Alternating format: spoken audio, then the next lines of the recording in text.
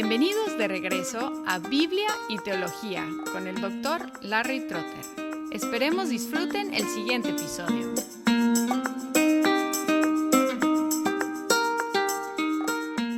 En este episodio sigo conversando con el ingeniero Arturo Pérez sobre la interpretación cristocéntrica de toda la Biblia y algunos recursos y recomendaciones para profundizar nuestro conocimiento de la Biblia. En el libro de Tim Keller sobre la predicación, él identifica dos errores que yo he detectado en otros predicadores y desgraciadamente también en algunas de mis predicaciones. Un error es predicar el texto sin predicar a Cristo, y el otro error, que es muy común en algunos círculos que yo he visto, es predicar a Cristo sin predicar el texto.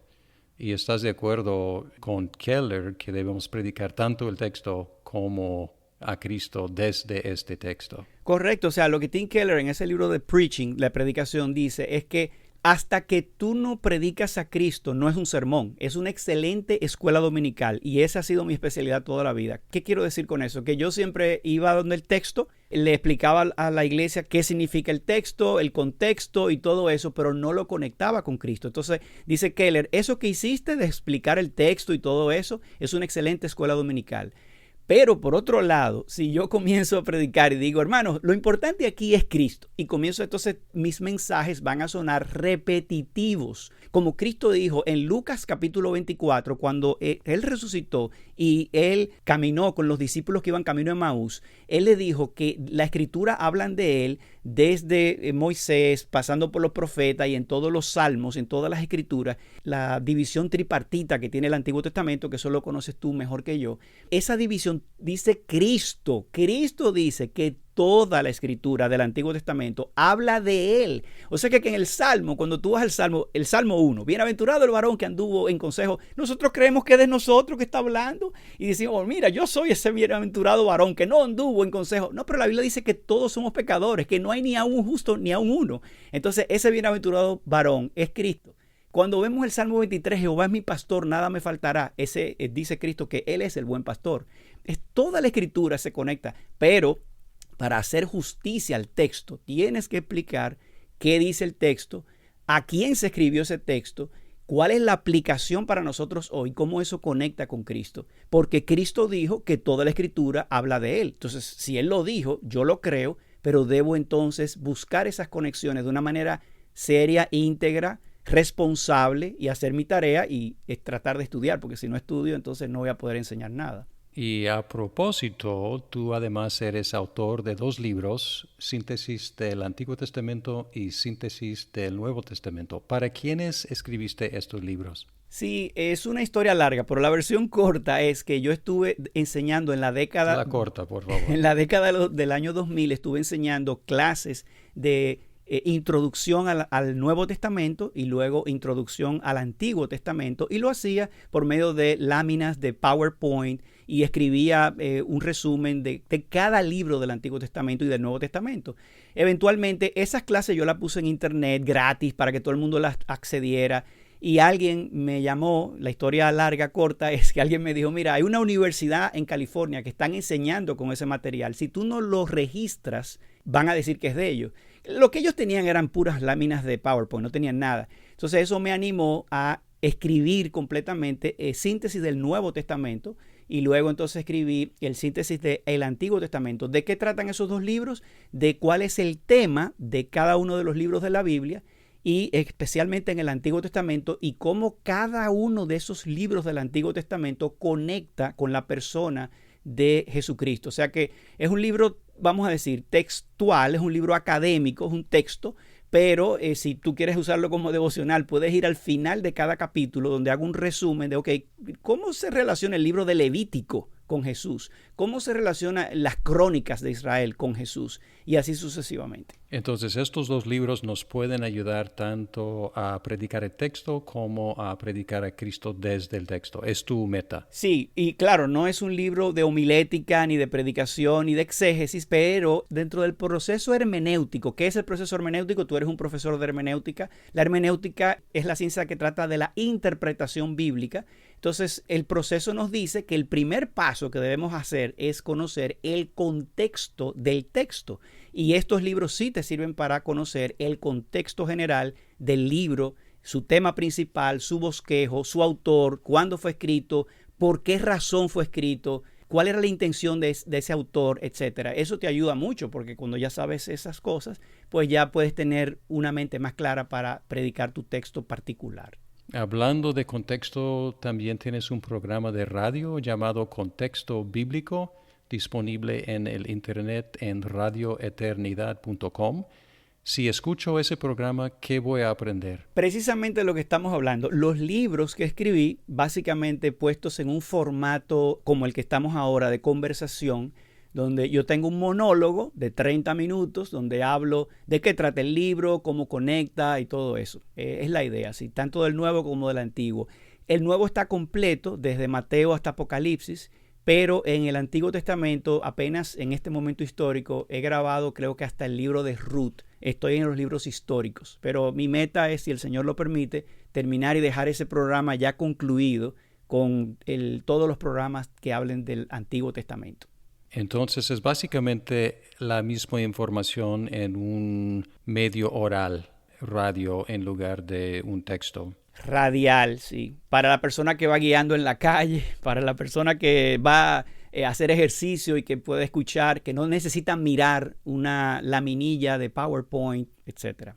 Perfecto. Es obvio, Arturo, que te encanta estudiar. Estudiaste una licenciatura en ingeniería y también obtuviste una maestría en el Seminario Teológico Knox. ¿Qué te aportó ese programa de maestría? Bueno, eso es una buena pregunta para dar continuación a mi testimonio cristiano, porque cuando llegué a Fort Lauderdale, a esta iglesia de Coral Ridge, y yo estaba tan emocionado, Larry, oyendo el evangelio de nuevo, que alguna gente me decía que era demasiado bueno para ser verdad.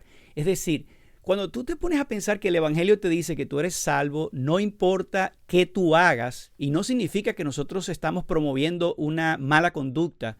No, todo lo contrario, porque Cristo murió por mí. Ahora es que yo me quiero portar bien, pero no depende de eso, y eso es una gloriosa noticia. Entonces, hay muchos temas y preguntas ahí. Entonces, ¿para qué entonces Dios dio la ley, su ley santa? ¿Y qué diferencia hay entre la ley y el evangelio? ¿Será que nos estamos inventando un nuevo evangelio? Y Pablo dice en Gálatas, no que haya otro evangelio, sino que hay otros que han perturbado el evangelio, diciendo que el evangelio es algo que tú tienes que hacer. Y el evangelio no es lo que tú tienes que hacer. El evangelio es la noticia de lo que ya fue hecho. Entonces yo pensé, wow, pero esto suena muy lindo, demasiado bueno. ¿Será cierto?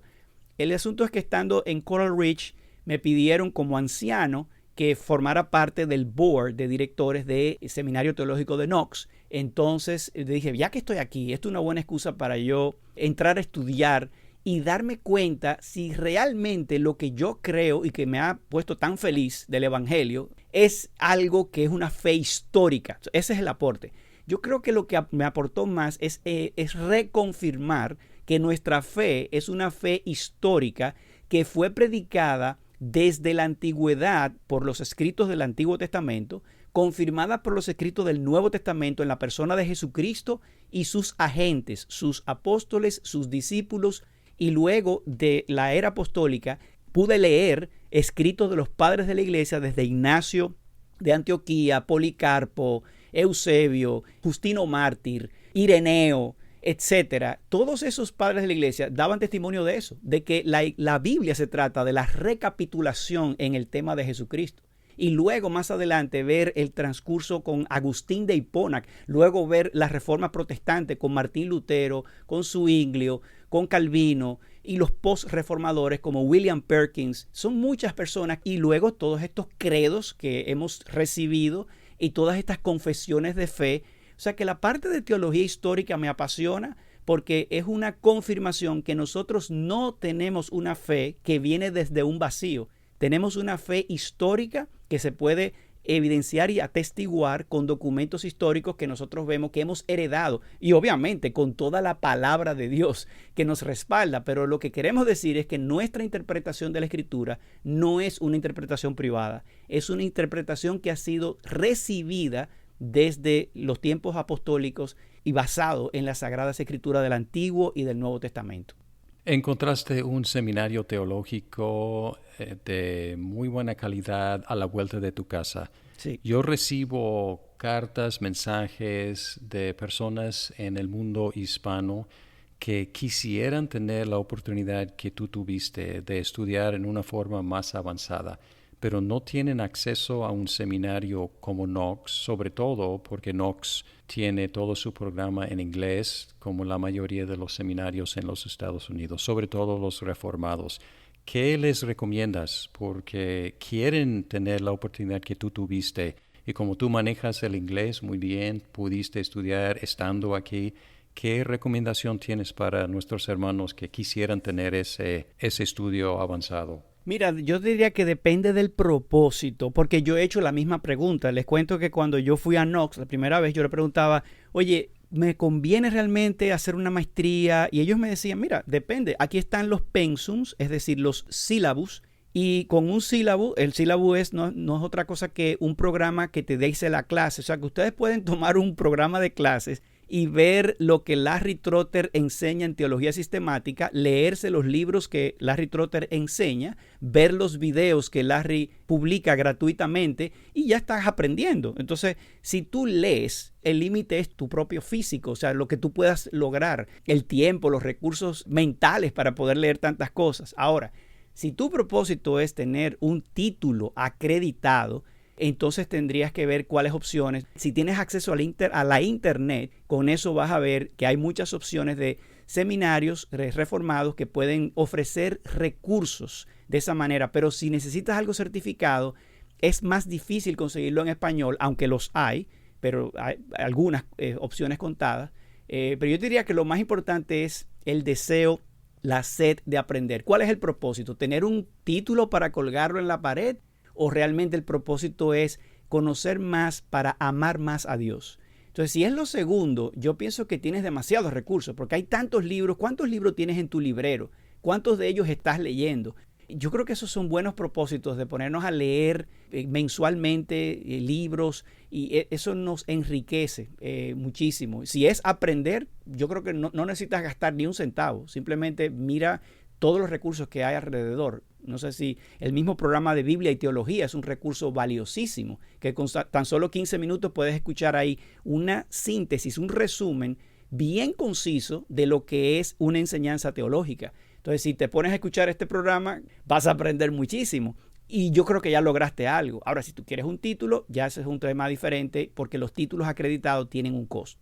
Sí, y yo simpatizo con mis hermanos porque si ellos van a estudiar años y años y hacer los mismos estudios que tú y yo hemos hecho, Arturo, y ellos no salen con el título que tenemos, yo simpatizo con ellos, que mucho esfuerzo y entendiblemente les gustaría tener ese título a la conclusión, aunque estoy de acuerdo que la meta es conocer a Dios para servir a Dios y gozarnos de Él. Amén. Pero sí me gustaría que hubiera más recursos. Ojalá que Knox, hablando contigo como miembro de la mesa directiva de Knox, ojalá que Knox pueda producir más oportunidades en español. Para concluir, Arturo, actualmente estás estudiando latín.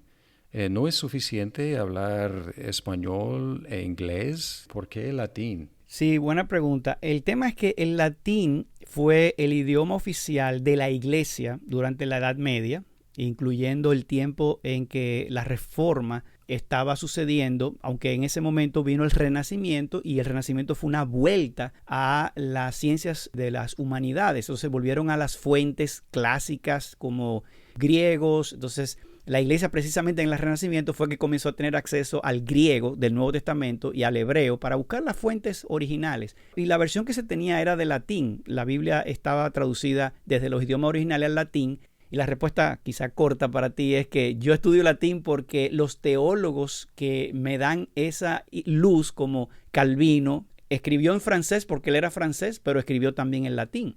Lutero era alemán, escribía obviamente en alemán, pero en la iglesia el idioma oficial era el latín, así que muchos de ellos están escritos también en latín. Y así sucesivamente, Melanchthon, el discípulo mano derecha de Lutero, todos estos escritos están hechos en latín.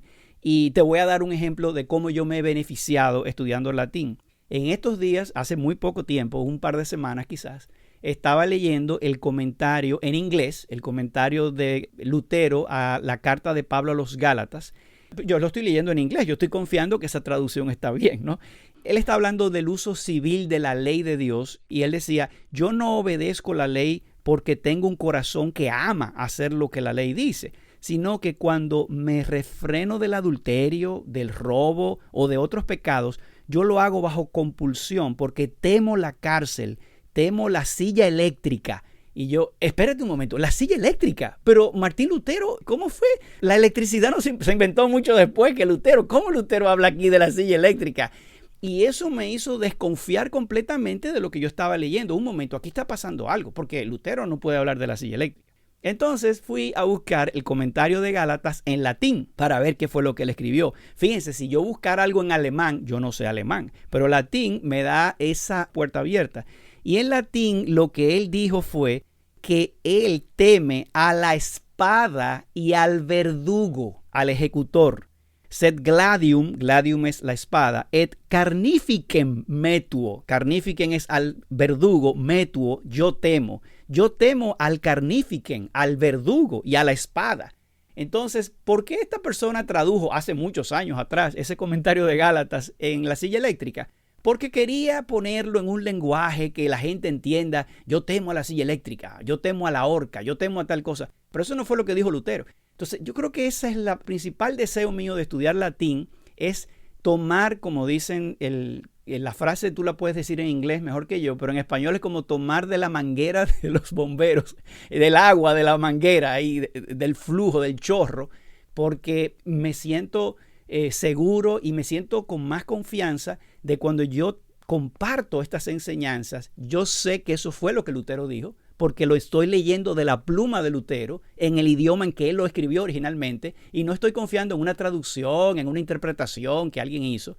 Y eso a mí me llena de muchísimo entusiasmo y me anima mucho a seguir estudiando latín. Arturo, siempre es un placer conversar contigo. Yo estoy seguro que los que escuchan este programa van a beneficiar de tus ricos comentarios y espero que puedas estar con nosotros en otra ocasión. Bueno, gracias a ti, Larry. Para mí es un privilegio servir contigo y gracias por pedirme que te ayude. Es un gran placer hacerlo. Agradecemos a Arturo por estar con nosotros en esta conversación de los últimos 2 episodios. Pueden seguir a Arturo en LinkedIn y Twitter. También encontrarlo en su programa Contexto Bíblico en radioeternidad.com. Además, pueden leerlo en sus 2 libros, Síntesis del Antiguo Testamento y Síntesis del Nuevo Testamento. Muchas gracias por escuchar este episodio de Biblia y Teología. Esperamos que el programa sea de provecho para su vida. ¡Hasta pronto!